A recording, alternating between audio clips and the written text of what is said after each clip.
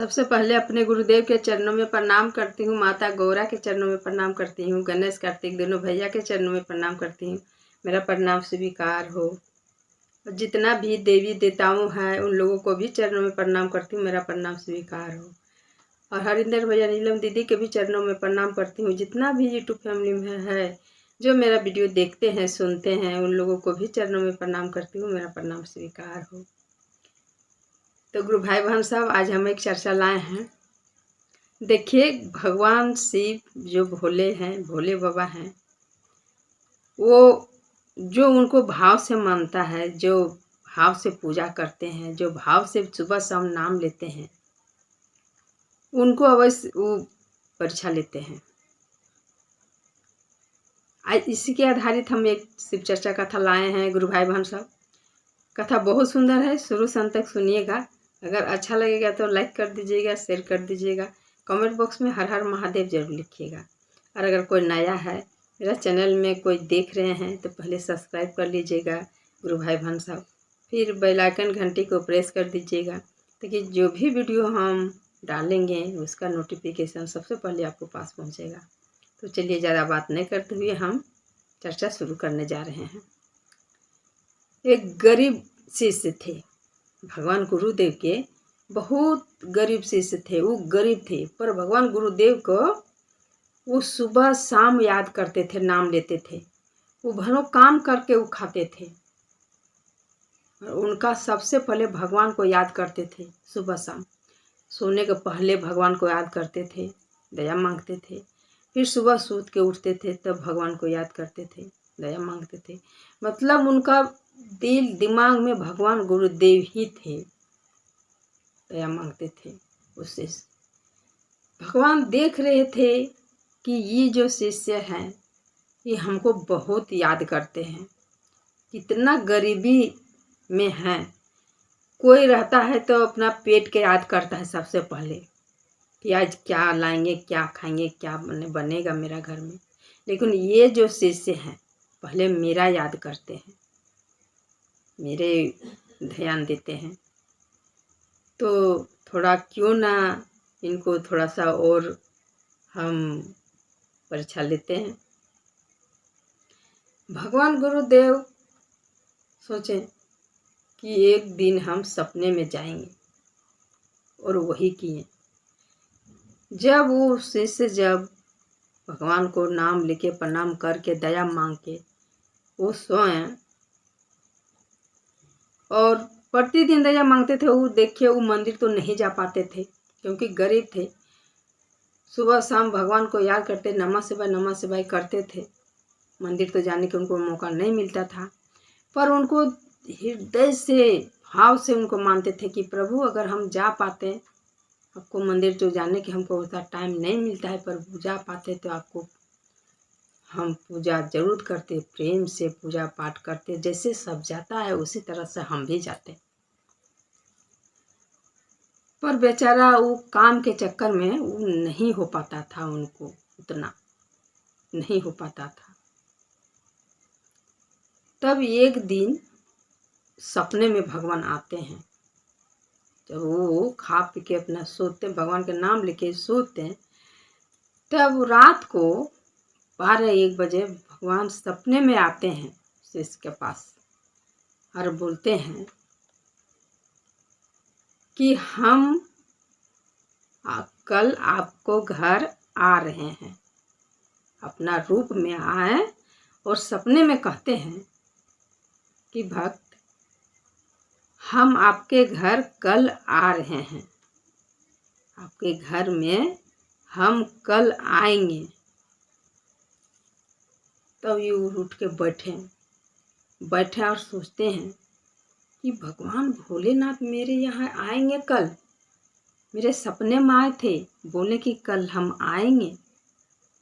अब ये अंदर अंदर से बहुत खुश हो गए, बहुत खुश कि भगवान मेरे घर आएंगे। तो भगवान के लिए वो मिठाई नहीं था बेचारा के उतना, लेकिन जो भी वो रखे थे रुपया, उससे उनको इतना खुश लगा कि मेरे घर भगवान आएंगे।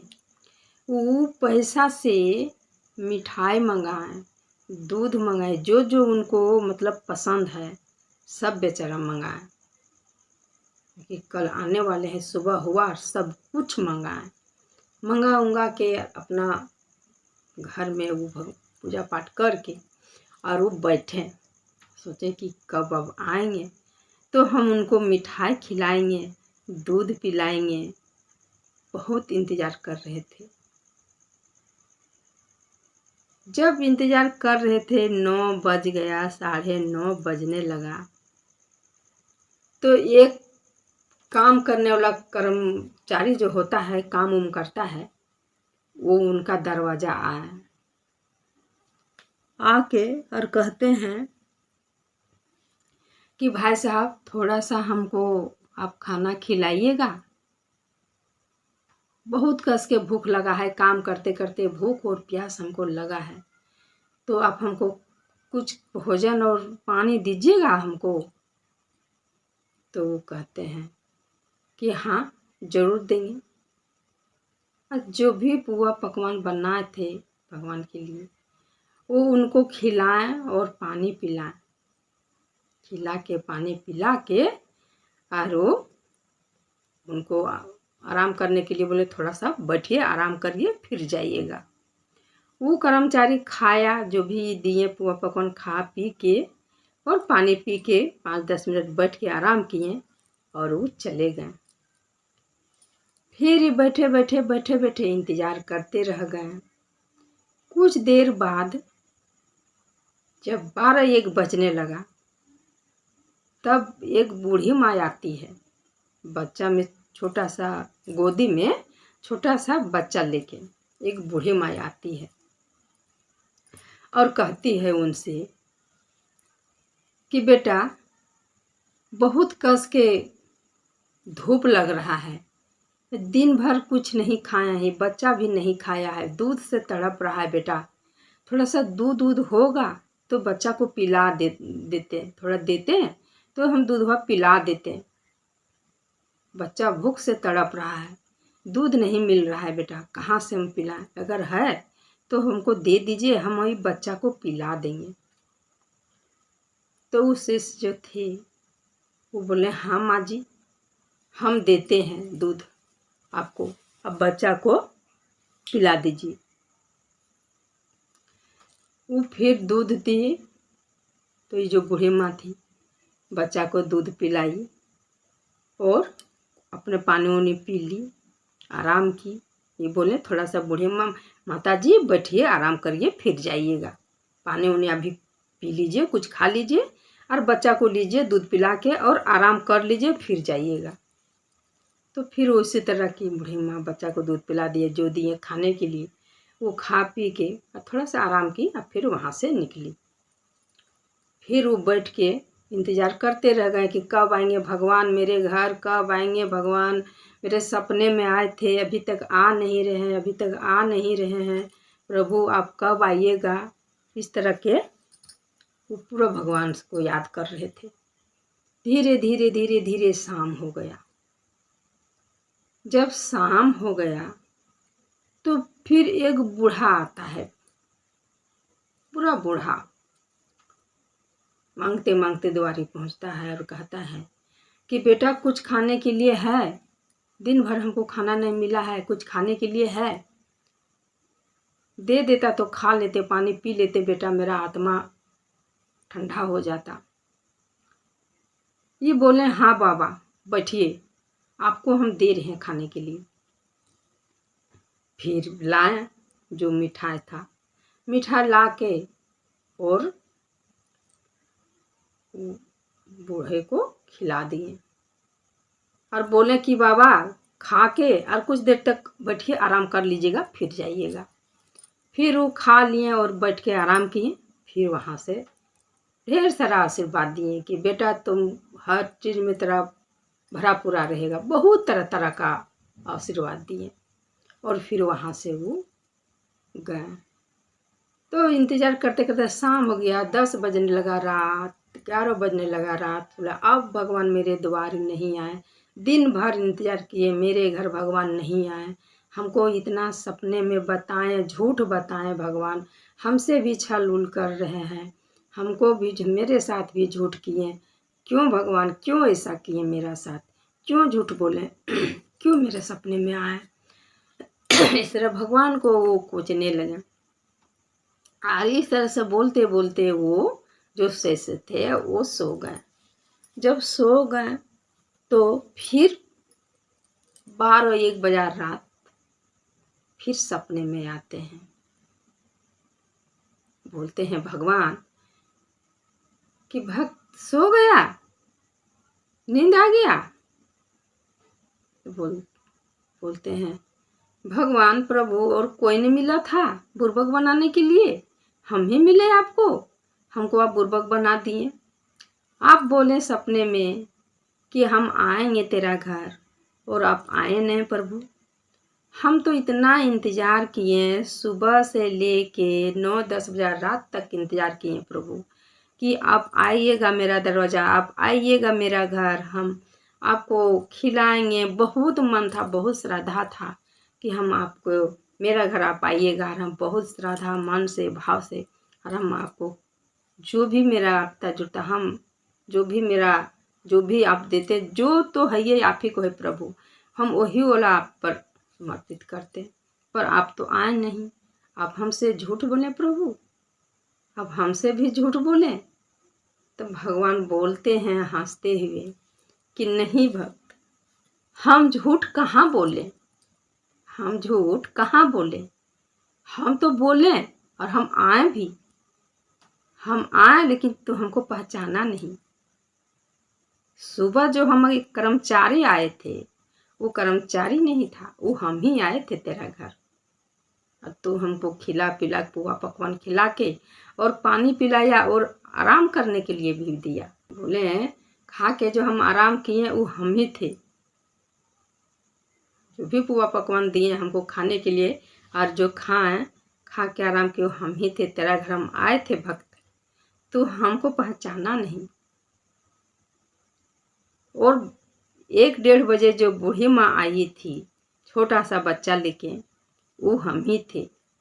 जो दूध हमको पिलाए और जो बूढ़ी माँ को जो भी था खाने उने के लिए दिए वो हम ही थे। हम ही तो आए, बस पहचाने नहीं हमको। और 9 बजे रात तक जो इंतज़ार करते उस टाइम जो हम शाम को पहुँचे थे तेरा घर, एक बूढ़ा बन के भिखारी बन के, वो हम ही तो थे।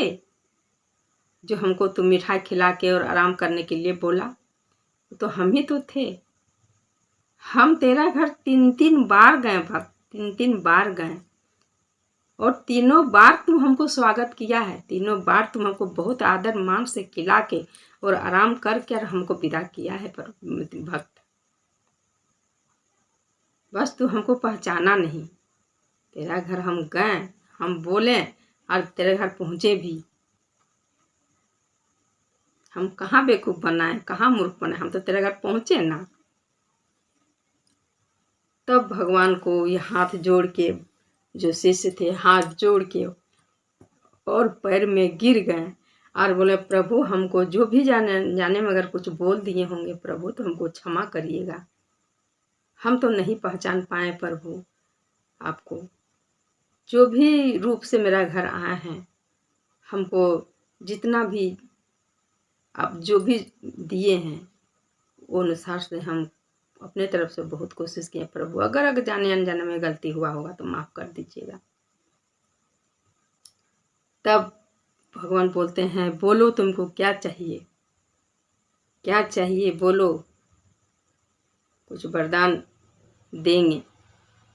बोले भक्त कि प्रभु हमको क्या चाहिए, ये उम्र में हमको क्या चाहिए, हमको सिर्फ अपना चरण में ही जगह दे दीजिए प्रभु, और हमको कुछ नहीं चाहिए, हमको अपना चरण में रख लीजिए।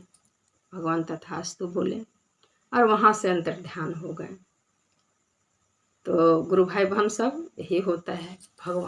भगवान कभी भी कोई रूप में आपको दरवाज़ा पहुँच सकते हैं।